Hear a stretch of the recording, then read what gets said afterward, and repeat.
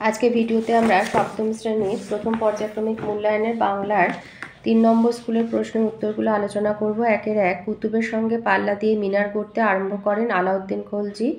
1-2 পাগলা গণেশ একটি কল্পবিজ্ঞান বিষয়ক গল্প।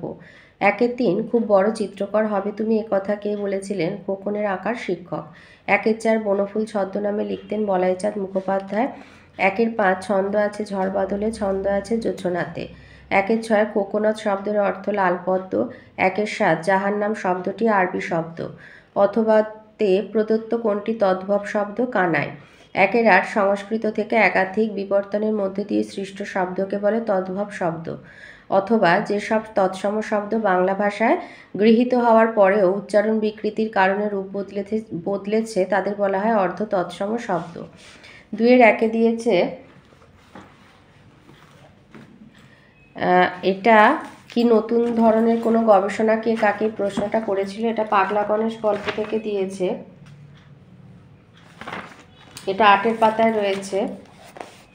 এই যে এটা কি কোনো নতুন ধরনের গবেষণা। এই যে আকাশে একটা পিঁপে ভাসছিল, গণেশ লক্ষ্য করেনি। পিঁপেটা ধীরে ধীরে নেমে এলো, নামলো একজন পুলিশম্যান। গণেশকে সসম্ভ্রমে অভিবাদন করে বলল, স্যার, এককালে আপনি যখন কলকাতার সায়েন্স কলেজে মাইক্রো ইলেকট্রনিক্স পড়াতেন তখন আমি আপনার ছাত্র ছিলাম, কিন্তু এসব আপনি কি করছেন? পাহাড়মার কাগজ ছড়াচ্ছেন কেন? এটা কি নতুন ধরনের কোনো গবেষণা? তাহলে পুলিশম্যান গণেশকে প্রশ্নটি করেছিল। পিঁপে থেকে নামা পুলিশম্যান গণেশকে প্রশ্নটি করেছিল। 2-2 দিয়েছে কি কি দিয়ে শিল্পী রামকিঙ্কর রঙের প্রয়োজন মেটাতেন। এটা তোমাদের বইয়ের, এটা আমি একটু বই থেকে দিলাম। 24 পাতায় আছে। এই যে রঙের প্রয়োজনও ছিল গাছের পাতার রস, বাটনা বাটা শিলের হলুদ, মেয়েদের পায়ের আলতা, মুড়ি ভাজা খোলার চাঁচা ভূষকালি, এইগুলো দিয়ে তিনি রঙের প্রয়োজন মেটাতেন। 2-3 দিয়েছে খোকন নিজের প্রথম সৃষ্টি থেকে অবাক হয়ে চেয়ে রইল খোকন। খোকনের প্রথম সৃষ্টি কি ছিল? এটা বনফুলের মানে বলাইচাঁদ মুখোপাধ্যায় খোকনের প্রথম ছবি গল্পে রয়েছে। এটা বইয়ের 34 পাতায় রয়েছে। তো এগুলোর প্রশ্নের মান হচ্ছে 1। এই যে এখানে বলেছে খোকন একদিন নিজের ঘরে চোখ বুজে বসে রইল, অন্ধকার ছাড়া কিছু দেখতে পেল না। খোকন ঠিক করলেই অন্ধকারে ছবি আঁকবে। কালো রঙা তুলি দিয়ে শুরু করলো আঁকতে। ড্রয়িং খাতার একটা পাতা কালো রঙে ভরে গেল। তারপর সেটার দিকে এক দৃষ্টিতে চেয়ে রইল খোকন, তবু তারপর হঠাৎই দেখতে পেল কালোর ভেতরেই একটা মুখ রয়েছে, চোখও আছে, অদ্ভুত হাসি সে চোখে। নিজের প্রথম দৃষ্টির দিকে অবাক হয়ে চেয়ে রইল খোকন। তাহলে খোকনের প্রথম সৃষ্টি কী ছিল? অন্ধকারের মধ্যে কালো রঙা তুলি দিয়ে সে একটি অন্ধকারেরই একটা ছবি এঁকেছিল। সেই ছবিটাই ছিল তার প্রথম সৃষ্টি। তাহলে লিখবে যে সে যে তার ড্রয়িং খাতায় যে কালো রঙ আর তুলি দিয়ে অন্ধকারের ছবি এঁকেছিল তার মধ্যে ছিল একটা মুখ, চোখ, আর চোখে ছিল অদ্ভুত হাসি, সেটাই ছিল খোকনের প্রথম সৃষ্টি। 2-4 দিয়েছে কবি কোন কথায় কান দিতে নিষেধ করেছেন? মন্দ কথায়। 2-5 3টে সালে কি করে? ঝগড়া থামায়। 2-6 21 কবিতায় কোন কোন লোকগানের উল্লেখ আছে? এটা তোমাদের বইয়ের 21 কবিতার 17 পাতায় রয়েছে।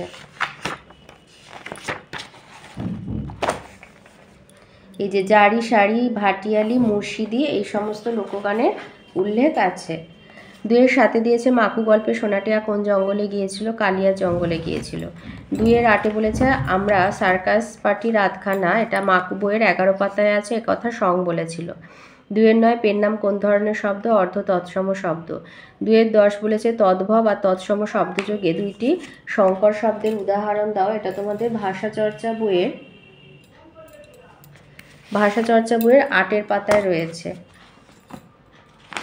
তৎসম এবং এই তদ্ভব আর তৎসম, এই যে তদ্ভব আর তৎসম, আগে তদ্ভব তারপরে তৎসম। এই যে কাজললতা, আলো পাথার।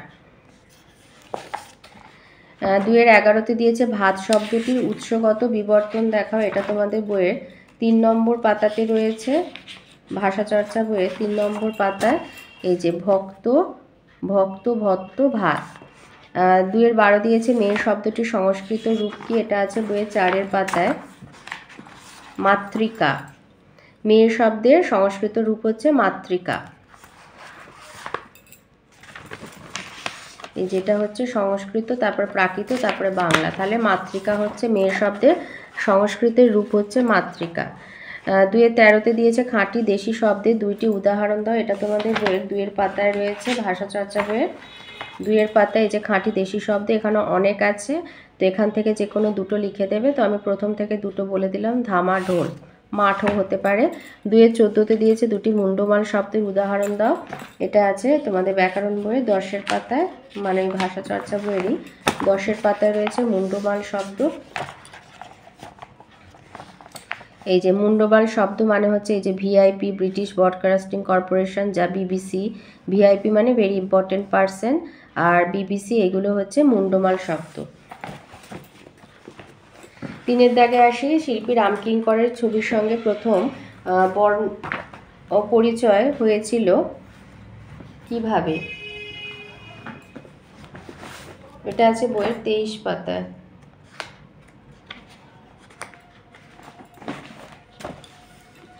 এখানে এটা মানে লেখকের ভাষায় আছে, এটা বলবে যে যতদূর মনে পড়ে শৈশবেই লেখকের চোখ পড়তো তাদের বাড়িঘরের চারিদিকের দেয়ালে নানা দেবদেবীর ছবি লেখকের তখনই ভালো লাগতো। ছোটবেলাতেই তিনি সেই সব দেখতেন এবং কপি করতেন। ভিজুয়াল আর্টেই তার প্রথম বর্ণপরিচয়। এখান থেকে এতটা পরোক্ষ উক্তিতে লিখে দেবে। যেখানে আমি আমরা আছে ওটাকে লেখক বা মানে লেখক বলে লিখবে। অথবাতে আছে প্রকৃতির দৃশ্যে যে বদল অহরহ হয় তা খোকন কিভাবে বুঝলো। এটা আছে বইয়ের 33 পাতায়, খোকনের প্রথম ছবি গল্পে। এটা এখান থেকে লিখবে। এই যে একদিন খোকন মেঘের ছবি আঁকতে গিয়ে বেকুব হয়ে গিয়েছিল। একদিন সে দেখেছিল আকাশে একটা মেঘ হাতির মতো, ঠিক যেন একটা হাতি পেছনে দুপায়ে ভর করে সুর তুলে আছে। খোকন তাড়াতাড়ি তার ড্রয়িং খাতায় ছবিটা আঁকতে লাগলো। আঁকা শেষ হবার পর মিলিয়ে দেখতে গেল ঠিক হয়েছে কি না। গিয়ে দেখে হাতি নেই, প্রকাণ্ড একটা কুমির শুয়ে আছে, হাতি কুমির হয়ে গেছে। তখন এটা দেখেই খোকন বুঝেছিল যে প্রকৃতির দৃশ্যের বদল অহরহ হয়। এটা দেখে খোকন বুঝতে পেরেছিল। 3-এ 2 দিয়েছে সালটা 3589। এই সময়ের মধ্যে পৃথিবীতে কোন কোন নতুন বৈজ্ঞানিক আবিষ্কারের কথা বলা হয়েছে? শীর্ষেন্দু মুখোপাধ্যায় পাগলা গণেশ গল্পটি একটি কল্পবিজ্ঞানের কাহিনী। আলোচ্য গল্পে 3589 সাল নাগাদ পৃথিবীতে কেমন অবস্থা তৈরি হতে পারে তারই ইঙ্গিত দিয়েছেন লেখক। উক্ত সময়ে নতুন নতুন বৈজ্ঞানিক আবিষ্কার ঘটবে পৃথিবীতে, যেমন ওই সময়ের মধ্যে মাধ্যাকর্ষণ প্রতিরোধকারী মলম আবিষ্কৃত হবে, যার ফলে পৃথিবীতে নানা রকম উড়ানযন্ত্র আবিষ্কারে হিড়িক পড়ে যাবে।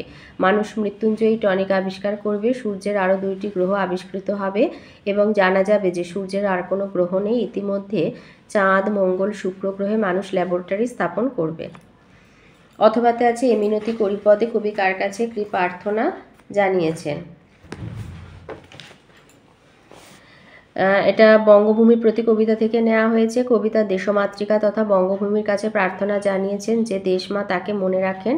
প্রবাসে থাকাকালীন যদি তার মৃত্যুও হয় তাতেও তিনি দুঃখ পাবেন না। যদি দেশমাতা তাকে মনে রাখেন তাহলে যমকেও তিনি ভয় পান না। 3-তে দিয়েছে আঁকা লেখা কবিতায় কবি যখন ছড়া লিখতে শুরু করে তখন চারপাশের প্রকৃতিতে কি কি পরিবর্তন ঘটে?